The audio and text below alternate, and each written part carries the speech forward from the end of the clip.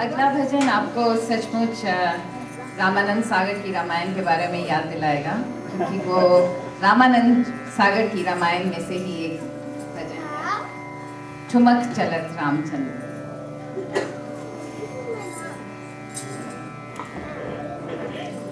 कृष्ण जी की बाल रूप की लीला तो हम लोग सुनते ही रहते हैं। This is one of the rare bhajans describing the Bal Leela of मर्यादा पुरुषोत्तम श्री राम, ठुमक चलत रामचंद्र।